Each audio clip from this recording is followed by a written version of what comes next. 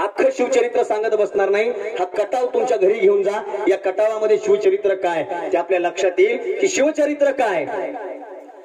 ज्यासाठी लढले शिवाजी आपुले, संभाजी ते एकले. ज्यासाठी लढले शिवाजी आपुले, संभाजी ते एकले. येसाजी लढले रणात पडले, तानाजी सममावळे. येसाजी तानाजी लढले रणात पडले आणि तानाजी गेल्याच्या नंतर येसाजी लढले रणात पडले, तानाजी सममावळे.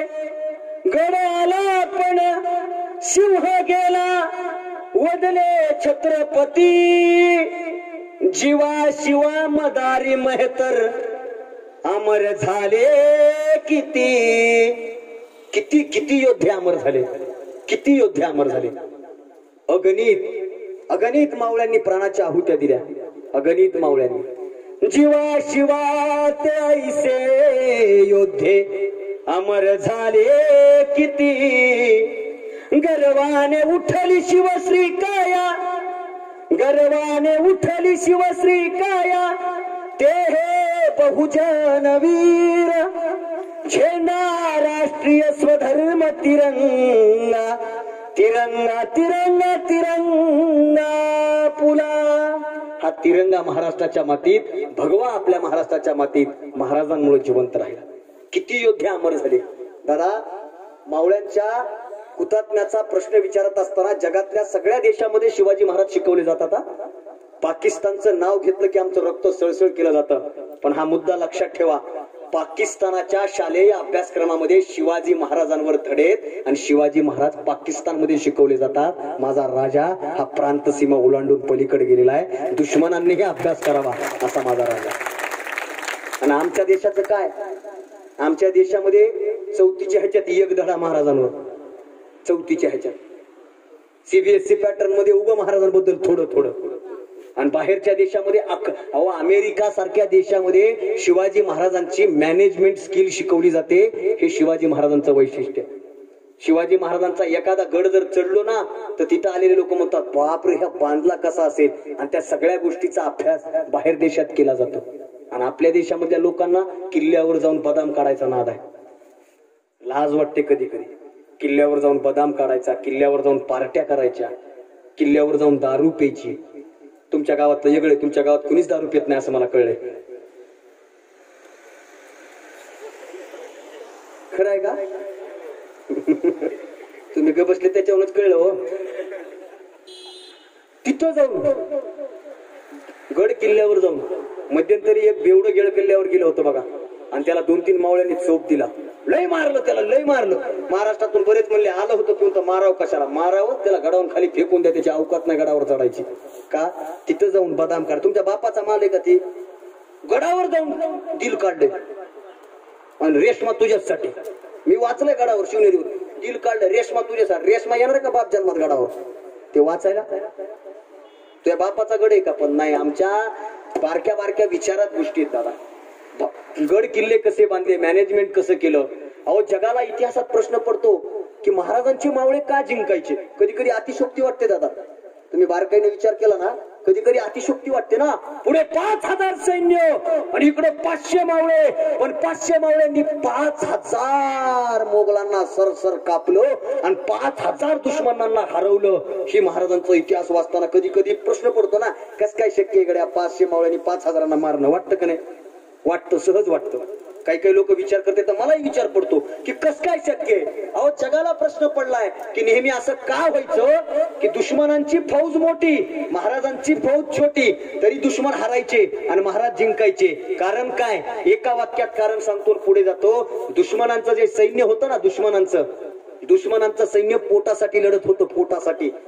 पगार मिळते, पैसा मिळतो, घर चालतं, खायला मिळतं, म्हणून दुश्मनांचं सैन्य पोटासाठी लढत होतं. पण माझ्या शिवाजी महाराजांचं सैन्य आणि माझ्या शिवाजी महाराजांचा मावळा आपल्या पोटापासून एक ईत बरोबर हात घ्यायचा आणि पोटापासून एक इतीवर असलेली जी छाती आहे आणि त्या छातीमध्ये जो महाराज नावाचा स्वाभिमान आहे ना, त्या छत्रपती नावाच्या स्वाभिमानासाठी लढत होतं. म्हणून सैन्य हरत होतं आणि महाराज जिंकत होते. ही महाराष्ट्राची परंपरा आहे. का मावळे गद्दार झाले नाहीत?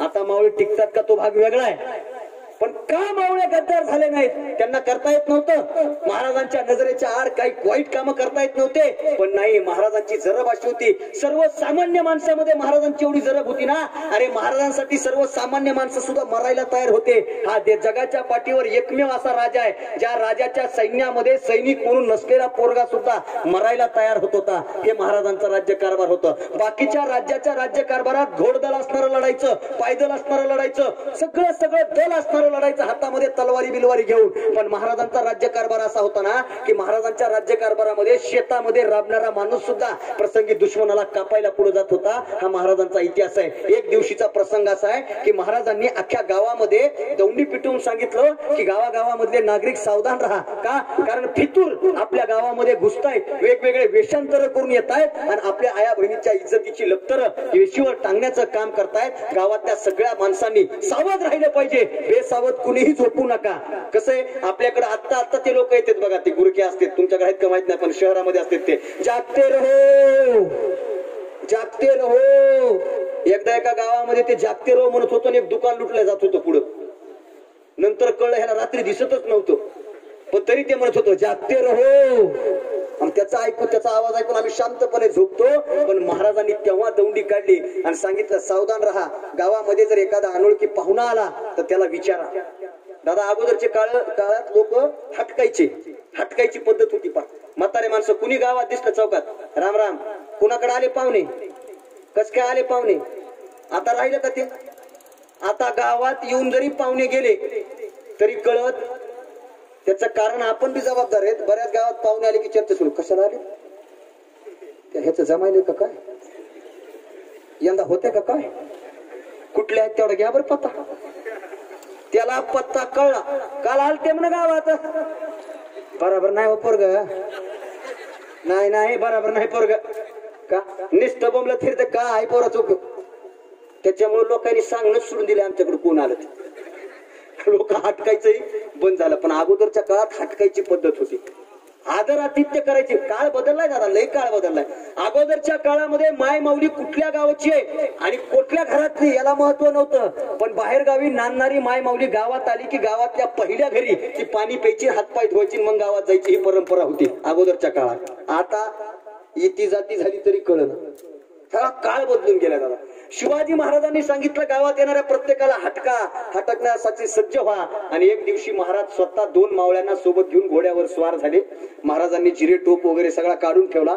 साधा पोशाख महाराजांनी अंगावर परिधान केला आणि 2 मावळ्यासोबत शिवाजी महाराज आपल्या राज्य कारभारामध्ये फेरफटका मारतायत आणि एका ग्रामीण भागातल्या एका गावामध्ये शिरले. आणि गावामध्ये जात असताना संध्याकाळची वेळ झाली. थोडा अंधार आहे, थोडा विजेड आहे, सांज वेळ आहे. आणि सांज वेळेला समोरून 3 घोडे येत आहेत आणि त्या 3 घोड्यावर कुणीतरी बसलेलं आहे. हे एका शेतामध्ये काम करणाऱ्या पोरानं बघितलं. ते पोरग शेतामधून जात असताना गवत कापण्याचं काम करत होतं, जनावराला गवत टाकण्यासाठी गवत कापत होतं. त्या पोरानं बघितलं की 3 जण कोणीतरी रस्त्यात पलीकडल्या रस्त्यानं घोड्यावर बसून येले. त्या पोरानं गवत बाजूला ठेवलं. गवत बाजूला ठेवून एक मोठी लट काठी हातामध्ये घेतली, दुसऱ्या हातामध्ये इळा घेतला. इळान काठी घेऊन ते पोरग 3 घोडेस्वाराच्या समोर गेलं. मला थांबा,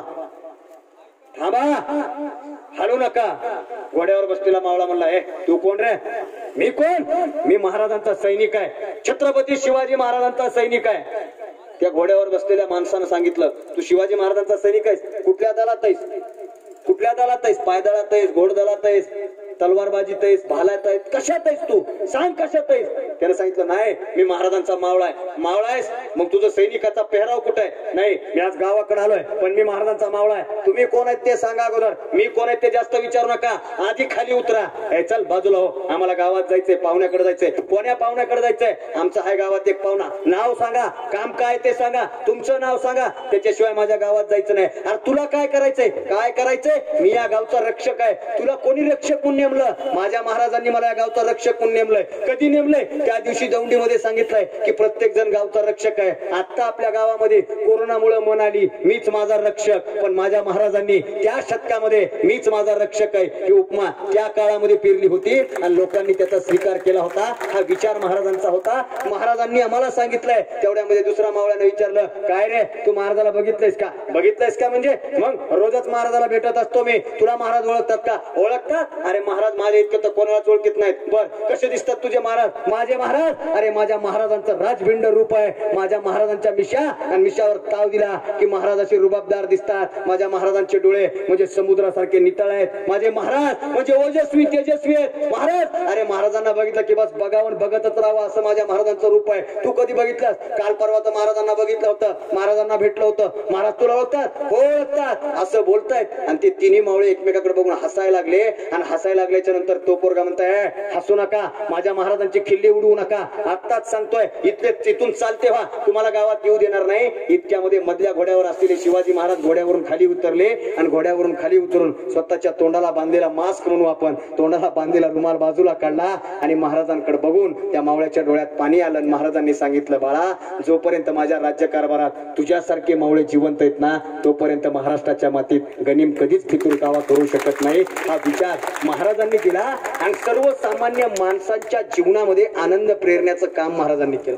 उगाच मरायला तयार होत नाहीत. देशाचा सैनिक देशावर लढतो मरतो नवल नाही, पण गावातल्या प्रत्येकाला वाटावं हा देश माझा आहे, हे राज्य माझं आहे. अहो अनेक राजे झाले, हा इतिहास आहे. राजे भरपूर होते, पण बाकीच्या राजात आणि या राजामध्ये फरक असा होता की बाकीचे राजे गादीवर बसायचे आणि राज्यकारभार चालवायचे. राज्यकारभार लोकांना कधीच आपला वाटला नाही. महाराजांचा राज्यकारभार लोकांना आपला वाटला. मावळे का मरायला तयार झाले? रायगडाचं बांधकाम झालं आपल्याला सगळ्यांना माहितीये, पण रायगड हा सगळ्यात मोठा आणि चांगला किल्ला आहे. याची परीक्षा महाराजांनी दोन पद्धतीने घेतली. अगदी इतिहासातलं हे शेवटचं उदाहरण सांगतो पुढे जातो. रायगडावर महाराजांनी कशी युक्ती लढवली? रायगडाचं बांधकाम झालं आणि महाराज म्हणले की आपण रायगड बांधला खरं ठीक, रायगड आपल्या ताब्यात आला ठीक, पण गडावर कुठून ना कुठून कोणी ना कोणी चढू शकतं. मग हे आपल्याला कसं कळेल? महाराजांनी गावामध्ये अशी दिवंडी पेटवली की जो कोणी मुख्य दरवाजा सोडून गडावर चढून दाखवेल महाराज त्याला सोन्याचं कंगन देतील आणि त्याला गळा भेट देतील. अनेक समाजाचे लोक गडावर चढायला तयार झाले. त्यातले दोन तीन लोक गडावर चढून गडावर आले आणि गडावर आल्याच्या नंतर त्यांना सोन्याचं कडं दिलं. सोन्याचं कडं घेताना त्यांच्या चेहऱ्यावर आनंद नव्हता. कडं घेतलं, नमस्कार केला आणि तो मावळा वापस निघाला. तेव्हा त्याला विचारलं गेलं की काय रे तुला सोन्याचं कडं भेटलं याच्यात आनंद नाही का? त्यानं उत्तर दिलं, दादा मी अख्खा गड चढलो पाठीमागच्या साईडनं, तो सोन्याच्या कडासाठी चढलो नाही. आम्ही असं ऐकलं होतं की जो गड चढून वर येईल महाराज त्याला मिठी मारणार आहेत, मला सोनं नको, महाराजांनी एकदा मिठी मारावी यासाठी मी तो गड चढून वर आलो. हा जो विश्वास महाराजांच्या बद्दल पेरला गेला होता ना तो शिवचरित्रातला खरा विचार आहे. हा विश्वास महाराजांच्या प्रती, आया बहिणींच्या इज्जतीची लक्तर. आपण सगळे शेतकरी आहोत आणि आपण सगळे शेतकरी आहोत ना, तर शेतकऱ्याच्या अनुषंगानं शेतकऱ्याच्या मिरचीच्या देठालाही हात लावू नका हा निर्णय देणारा राजा म्हणजे छत्रपती शिवाजी राजा. जगामध्ये कर्जमाफी होईल, कर्जमुक्ती होईल, मला माहित नाही होईल का नाही, पण एक गोष्ट सांगू, या जगाच्या पाठीवर, या जगातली, या देशातली, या महाराष्ट्रातली आणि या विश्वातली सगळ्यात मोठी कर्जमाफी दोन महात्म्यांनी केली. त्यातला पहिला महात्मा आहे जगद्गुरु तुकाराम महाराज आणि दुसरा महात्मा आहे छत्रपती शिवाजी महाराज. त्यानंतर एवढी मोठी कर्जमाफी झाली नाही. शेतकऱ्याच्या अनुषंगानं शेतकऱ्यांच्या जीवनामध्ये चांगले दिवस आले पाहिजेत. दुष्काळ पडला आणि दुष्काळ पडल्याच्या नंतर महाराजांनी सांगितलं की 1 रुपया सुद्धा शेतकऱ्यांकडून शेतसारा घ्यायचा नाही, शेतसारा घेऊ नये, म्हणून शेतकऱ्यांचा विचार करणारा राजा म्हणजे छत्रपती शिवाजी महाराज. आणि अगोदरच्या काळातले त्यांच्या अगोदरचे राजे दुष्काळ पडो काही हो शेतसारा तेवढाच द्यावा लागायचा. म्हणून सर्वसामान्य शेतकऱ्यांना सुद्धा शिवाजी महाराजांचा राज्यकारभार किंवा शिवाजी महाराज आपले वाटायला लागले होते. ही आपलेपणाची भावना महाराजांनी समाज मनापर्यंत पेरली. म्हणून आजपर्यंत शिवाजी महाराजांचा इतिहास महाराष्ट्राच्या मातीमध्ये जिवंत आहे. नाहीतर राजे आले किती गेले किती, पण महाराजांचं नाव राहील. जोपर्यंत चंद्र सूर्य तारे आहेत तोपर्यंत विचार महाराजांचा महाराष्ट्राच्या मातीत जिवंत राहील. तो विचार तुम्ही शिवचरित्रातून घ्या.